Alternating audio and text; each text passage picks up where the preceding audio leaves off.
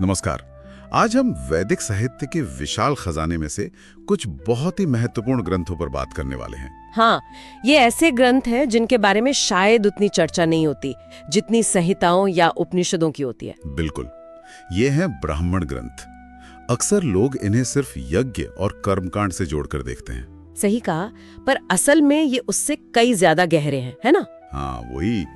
तो आज हम यही समझने की कोशिश करेंगे कि ये ब्राह्मण ग्रंथ आखिर हैं क्या, वैदिक मंत्रों को समझने या यज्ञ करने के लिए ये इतने जरूरी क्यों हो गए, और ये हमें उस प्राचीन भारत के बारे में क्या बताते हैं? समाज, इतिहास, सोच। एग्जैक्टली। ये सिर्फ पूजा पाठ की किताबें नहीं हैं, एक तरह से उस जमाने का नॉलेज सिस्टम इनमें दिखता है। बिल्कुल। तो चलिए शुरू करते हैं। ये ग्रंथ संहिताओं के मंत्रों और उपनिषदों के दर्शन के बीच में एक पुल जैसे हैं। हाँ, और इनमें कमाल की कहानियां और इतिहास के सुराख भी छिपे हैं। तो सबसे पहले ये बताइए कि वैदिक साहित्य की जो पूरी संरचना है उसमें ये ब्राह्मण ग्रंथ कहाँ फिट होते हैं? देखिए, वैदिक साहित्य को अगर हम 4 हिस्सों में बांटें, संहिता, ब्राह्मण, आरण्यक और उपनिषद। ठीक है। तो ब्राह्मण ग्रंथ दूसरे नंबर पर आते हैं। पहले संहिताएं हैं जिनमें मंत्र हैं, जैसे ऋग्वेद, यजुर्वेद, सामवेद। हाँ बिल्कुल। ऋग्वेद में पद्य, यजुर्वेद में यज्ञ के गद्य मंत्र, सामवेद में गाने वाले मंत्र। इन तीनों को त्रयी भी कहते हैं। अथर्ववेद बाद में जुड़ा। अच्छा। और हर वेद की अपनी संहिता के साथ उसके अपने ब्राह्मण, आरण्यक और उपनिषद होते हैं।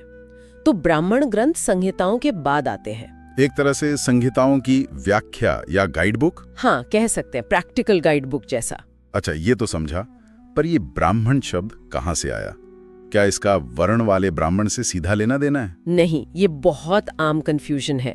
यहाँ ब्राह्मण शब्द का सीधा संबंध वर्ण से नहीं है, ये ब्रह्मन शब्द से बना है। ब्रह्मन? हाँ, वैदिक संदर्भ में ब्रह्मन का एक पुराना मतलब है मंत्र या पवित्र ज्ञान या वेद। अच्छा। तो ब्राह्मण ग्रंथ वो हुए जो ब्राह्मण यानी मंत्रों की व्याख्या करते हैं, उनका अर्थ, उनका प्रयोग समझाते हैं। कई पुराने वाक्य भी यही कहते हैं, जैसे ब्रह्म वै मंत्रः, यानी मंत्र ही ब्रह्म है। ओके। या मंत्र ब्रह्मणयो वेदा नामधेयम, मतलब मंत्र और ब्राह्मण दोनों मिलकर वेद हैं। तो ये भी वेद का ही हिस्सा माने जाते हैं। हाँ, हालांकि इस पर हमेशा कुछ मतभेद रहा है कि क्या ये संहिताओं जितने ही मूल हैं, पर ये तय है कि संहिताओं का गहरा मतलब, खासकर यज्ञों के लिए, वो ब्राह्मणों के बिना समझना लगभग नामुमकिन है। ये दिलचस्प है।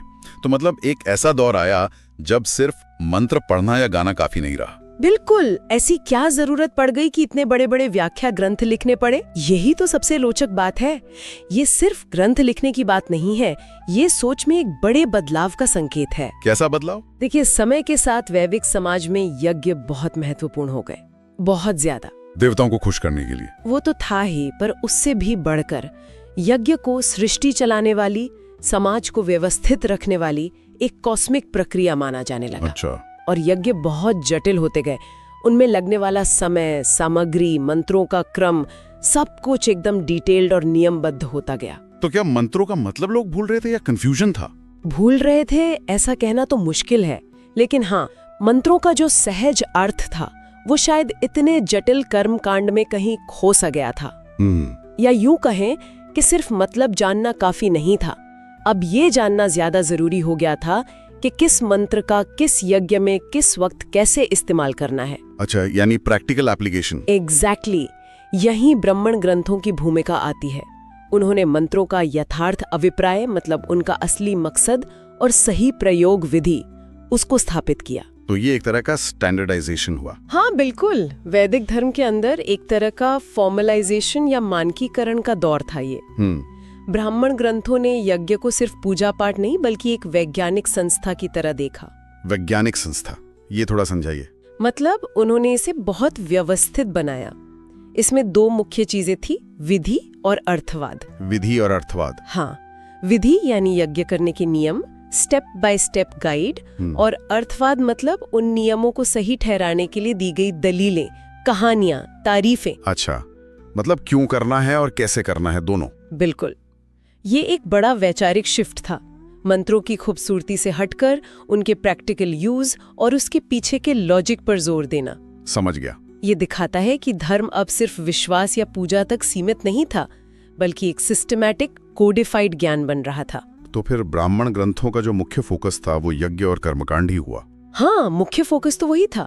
लेकिन क्या इसमें सिर्फ वो बड़े बड़े यज्ञ ही थे जो राजा लोग करते थे, या आम आदमी के जीवन से जुड़े कर्मकांड भी थे? नहीं, ये बहुत अच्छा सवाल है। बड़े यज्ञ जैसे सोमयज्ञ, राजसूय, अश्वमेध, उनका तो डिटेल में वर्णन है ही। हाँ, लेकिन इनकी खास बात यह है कि इन्होंने रोजमर्रा की जिंदगी के कामों को भी यज्ञ की भावना से जोड़ दिया। जैसे स्नान, संध्या वंदन, रोज की देव पूजा और पंचमहायज्ञ। पंचमहायज्ञ वो क्या है?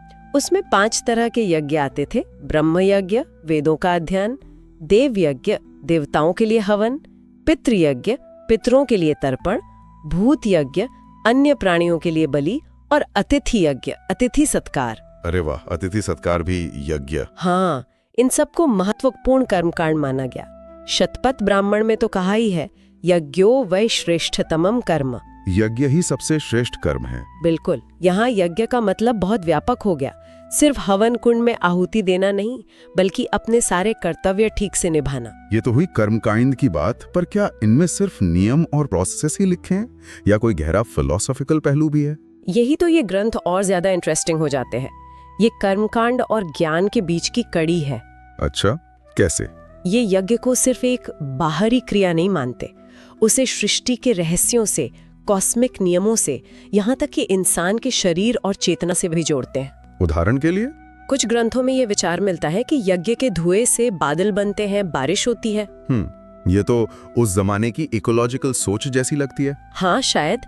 लेकिन इससे भी गहरी बात यह है कि ये बाहरी यज्ञों को अंदरूनी सिंबल से जोड़ते हैं।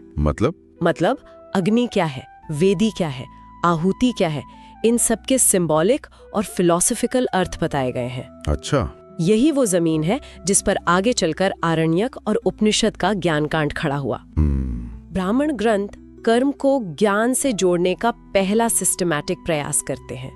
ये दिखाते हैं कि बाहरी कर्मकांड और अंदर का आध्यात्मिक अनुभव, ये एक ही सिक्के के 2 पहलू हो सकते हैं। तो क्या इसी से बाद में कर्म योग और ज्ञान योग जैसे आइडियाज निकले? हाँ, ऐसा कह सकते हैं कि इसने उनके लिए एक आधार तैयार किया।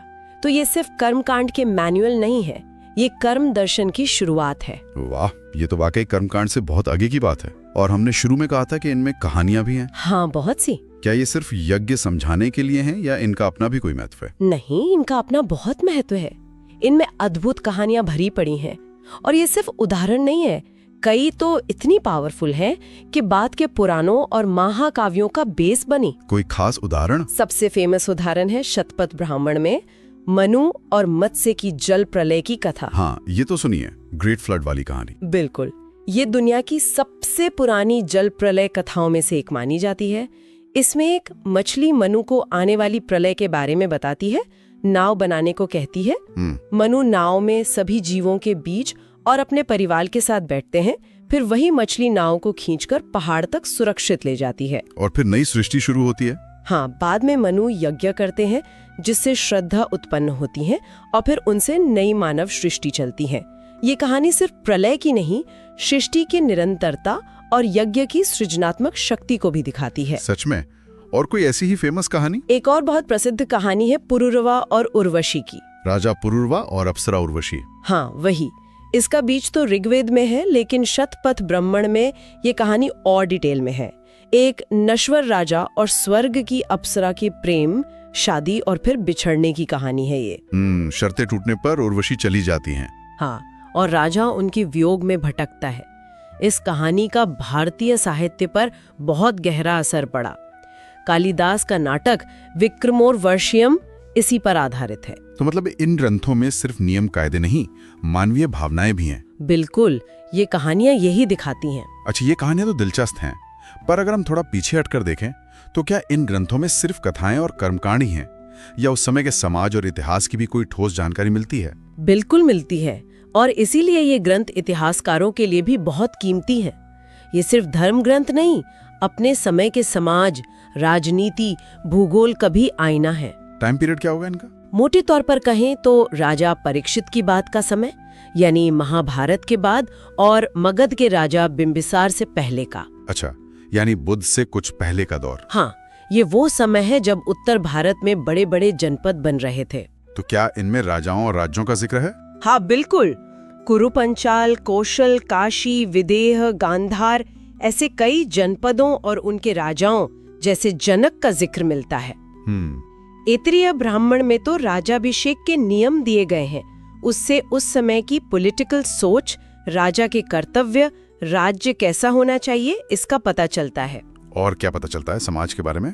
एक बात जो बार बार आती है वो है ब्राह्मण यानी ज्ञान की शक्ति और क्षत्रिय यानी शासन की शक्ति, इनके बीच सहयोग। इसे देश की तरक्की के लिए बहुत जरूरी माना गया है। ओके, और भूगोल के बारे में? नदियां, पहाड़? हाँ, भौगोलिक संकेत भी खूब है। जैसे शतपथ ब्राह्मण गंडक नदी को सदा नीरा कहता है, हमेशा बहने वाली। सदा नीरा? हाँ, और उसे कौशल और विदेह की सीमा बताया गया है। इससे पता चलता है कि आर्य संस्कृति पूरब की तरफ गंगा के मैदानों में फैल रही थी। अच्छा, ये तो बड़ा महत्वपूर्ण सुराग है ना? जी। इसी तरह तांड्य ब्राह्मण सरस्वती नदी के लुप्त होने का जिक्र करता है। इन सब से हमें उस समय के भारत के नक्शे और शायद पर्यावरण का भी अंदाजा लगता है। तो मतलब उस वक्त धर्म, समाज, इतिहास, भूगोल, ये सब अलग अलग नहीं थे? बिल्कुल नहीं, सब एक दूसरे से जुड़ा हुआ था।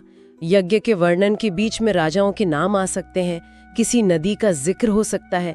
ये ज्ञान की एक इंटीग्रेटेड विजन को दिखाता है, जो आज के स्पेशलाइजेशन वाले दौर से बहुत अलग है। सही कहा। अच्छा, हमने शुरू में बात की थी कि हर वेद के अपने ब्राह्मण ग्रंथ होते हैं। क्या आप कुछ मुख्य वेदों और उनके सबसे महत्वपूर्ण ब्राह्मण ग्रंथों के नाम बता सकती हैं? बस खास। हाँ जरूर। जैसे ऋग्वेद के साथ कौन से जुड़े हैं? ऋग्वेद से जुड़े दो मुख्य ब्राह्मण हैं, ऐत्रेय और कौशितकी। कौशितकी को शांघायन भी कहते हैं। ओके, ऐत्रेय किस लिए खास है? ऐत्रेय ब्राह्मण सोमयाग और राज्याभिषेक के नियमों के लिए जाना जाता है। ठीक है। और यजुर्वेद, उसके तो दो भाग हैं, शुक्ल और कृष्ण। हाँ, शुक्ल यजुर्वेद का एक ही ब्राह्मण है, पर सबसे बड़ा और शायद सबसे महत्वपूर्ण शतपथ ब्राह्मण। शतपथ यानी 100 रास्ते? बिल्कुल, क्योंकि इसमें 100 अध्याय हैं। ये कहानियों, इतिहास, यज्ञों की व्याख्या, दर्शन, सबका भंडार है। इसी में मनु वाली कहानी है? हाँ, मनु, मत्स्य, पुरुरवा, उर्वशी। और एक खास बात, इसी का आखिरी हिस्सा प्रसिद्ध बृहदारण्यक उपनिषद है। अरे वाह, ये तो बहुत महत्वपूर्ण हुआ। बहुत। फिर कृष्ण यजुर्वेद से जुड़ा मुख्य ब्राह्मण है तैत्तिरीय ब्राह्मण। और सामवेद, जो गाने वाला वेद है? सामवेद से जुड़े कई ब्राह्मण हैं। उनमें पंचविंश ब्राह्मण, जिसे तांड्य या महाब्राह्मण भी कहते हैं, सबसे प्रमुख है। तांड्य ब्राह्मण, इसमें क्या खास है? इसमें कुछ विशेष यज्ञों का वर्णन है, जैसे व्रात्यस्तोम। माना जाता है कि ये शायद उन लोगों को आर्य संस्कृति में शामिल करने के लिए थे जो पहले इसका हिस्सा नहीं थे। इंटरेस्टिंग।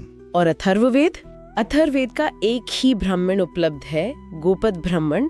ये बाकियों से थोड़ा बाद का माना जाता है। इसमें ओम और गायत्री की महिमा, ब्रह्मचारी के नियर वगैरह हैं। तो मतलब हर वेद की अपनी प्रकृति के हिसाब से उसके ब्राह्मण ग्रंथ भी अलग अलग विषयों पर फोकस करते हैं? हाँ, बिल्कुल सही समझा आपने।